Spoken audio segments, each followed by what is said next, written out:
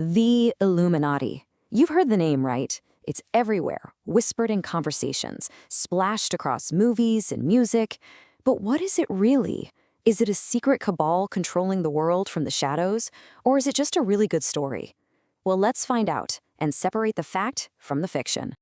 I mean, have you ever looked at the world and wondered if maybe, just maybe, there's a hidden hand guiding events? A secret power behind the scenes pulling all the strings? That one question is right at the heart of the entire Illuminati legend. And that leads us directly to this huge idea, the New World Order. The belief that a small elite group is secretly working to create a single global government is probably the biggest piece of the modern Illuminati myth. And then, of course, there are the symbols. You see them everywhere, or at least people claim you do. The story goes that this secret society uses these hidden symbols to pass messages and control global events. But is there any truth to it?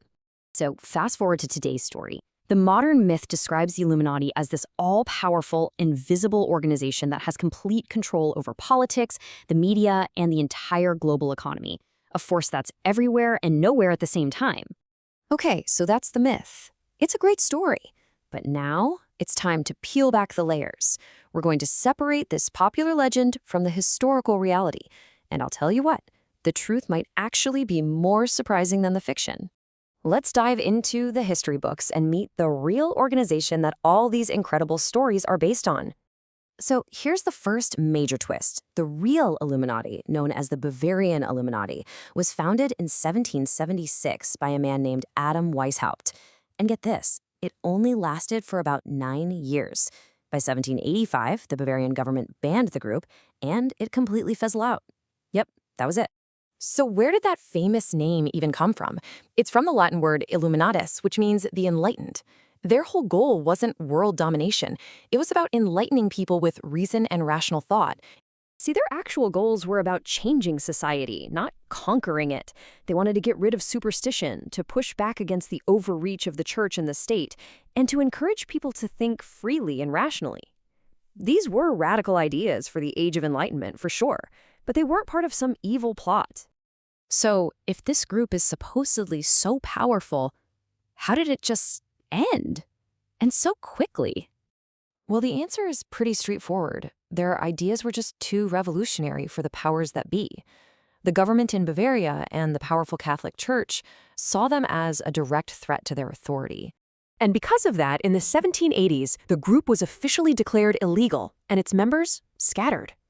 The story of the historical Illuminati literally ends right there. It was over. But if the organization died out, how on earth did it become the centerpiece of a global conspiracy theory? This is where the story takes a fascinating turn. Years after the group was gone, a couple of writers started pushing this idea that the Illuminati hadn't really disappeared. They claimed it just went underground and was secretly the driving force behind huge events like the French Revolution.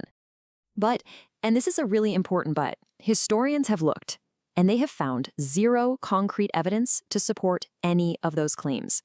It was all just speculation. So when you put it side by side, the difference is just staggering. The myth is this grand story of global control over governments and media. The reality?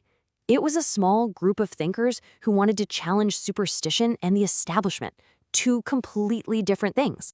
So the big question is, why is the name of a short-lived, defunct group still so famous today? The answer isn't really found in history, but in the world we live in right now. Today, symbols like the all-seeing eye or pyramids are automatically linked with the Illuminati. But here's the thing. Those symbols had absolutely nothing to do with the original historical Bavarian Illuminati. They were tacked onto the myth much, much later, often borrowed from other cultures and contexts. So really, the true force that keeps the Illuminati myth alive today isn't some secret society. It's pop culture. Movies, books, and music videos keep the mystery going, making it more thrilling and captivating for each new generation. And that leaves us with one final question to think about.